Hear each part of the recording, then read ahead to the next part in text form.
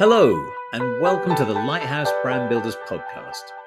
I'm Peter Wilkin, and I'm here to help you build differentiated, enduring brands and thriving businesses. It's not really a podcast, it's more a series of strategic insights, stories, and secrets of success from a lifetime's career in advertising, brand consulting, and change management.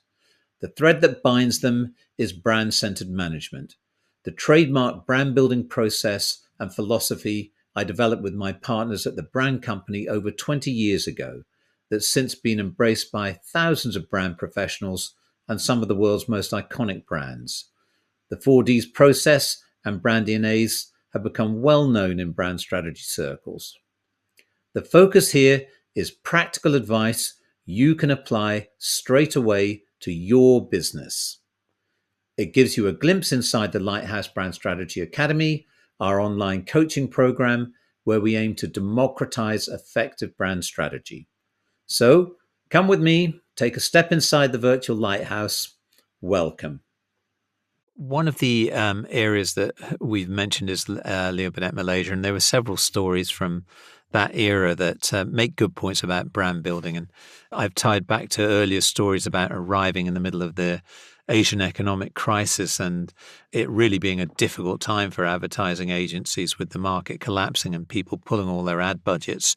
It was super challenging, and we had to face quite severe cuts in salaries and making some very difficult decisions to be able to have one operation to cut back on our costs, which meant laying off people, which in a people industry is very difficult to do, but necessary, and making sure that that operation was done swiftly, successfully, deeply enough, and so that you didn't have to go back in and conduct a second round of surgery, as it were. But also, those difficult situations throw up opportunities.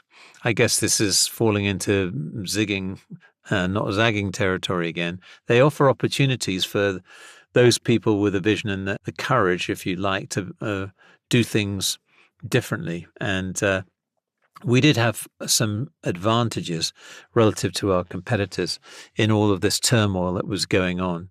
One of them was that our lease on our current office was expiring. So it gave us the opportunity to look for a new home. Whilst everyone was really cutting back and shrinking and ducking and covering, as it were, under their desk, some of them, moved into smaller offices or cut back on space and things like this for cost savings. Because the market was so depressed and because it happened so quickly, there were some amazing opportunities out there, and we saw the opportunity to not just change our office space, but to actually increase and send the message that we wanted to send after we'd made our own cuts. We said, that's it. We are Leo Burnett. We're number one. We're going to grow. And if you want your brand and business to grow in this recession, work with us. And we symbolized that by moving into a much larger office. It was an amazing space. It was all on one floor, and it looked like it was oval, like a stadium, like Ben-Hur's racing track, if you can imagine it, with those elevators coming up through the middle. And it was an enormous space. Also, our chief kind of supplier partners, so architects, builders, designers, were scrambling over each other to kind of attract business that had disappeared. So we managed to get these fantastic young designers and architects to work on our principle of what we stood for. And we were an out-and-out creative agency. So we created this environment that championed creative people first above all else. This will come back to the milking cows example, but built an environment for everyone within the agency that said, like the Leo Burnett philosophy, reach for the stars and you won't come up with a handful of mud. So we had the elevators that came up from the ground floor, and it was, long 30, 40-foot elevator. So you had time to look up at the ceiling, which we'd painted industrial black. And then we hung gold and silver stars so that, you would be reaching for the stars as you came up into the bowels of the agency.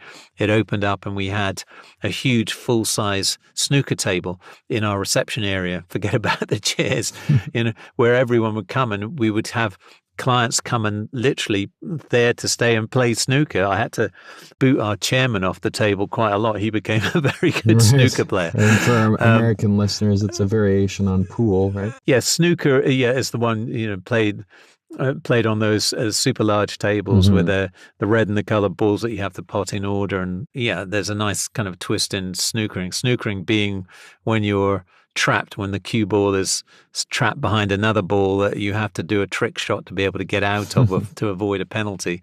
That's quite a neat segue or analogy into this story, because the office environment, which contributes a great deal, more than we'd like to admit, to the culture of an organization, is what this story is about. I mean, so many of our clients' offices, and even today, are these kind of dull, standard, kind of simple, boarded off, screened little working compartment areas. I mean, some of the more creative, Silicon Valley and West Coast of America kind of places like Pixar and others are very different. But on average, most offices are like that, and they're kind of all a bit sterile and impersonal. And we wanted to say something completely different. We're a creative, out-and-out creative ad agency that's going to develop great creative ideas for you. So thank you for listening to the Lighthouse Brand Builders podcast. If you found this helpful and want to know more, please visit my website at peterwilkin.com. That's Wilkin with an E at the end. You'll find more free resources, instructional videos, and links there. If you're a CEO or a business owner looking to build your brand, or a brand strategist looking to level up your skills, check out the CBO Masterclass in the Lighthouse Brand Strategy Academy, where you'll be guided through a comprehensive, stepwise process to develop your unique brand DNA and learn the skills to become a certified Chief Brand Officer. If you have any brand or strategy related questions you'd like answered, you can ask them in the showcase notes below. I'll do my best to address them. Thank you, and see you next time.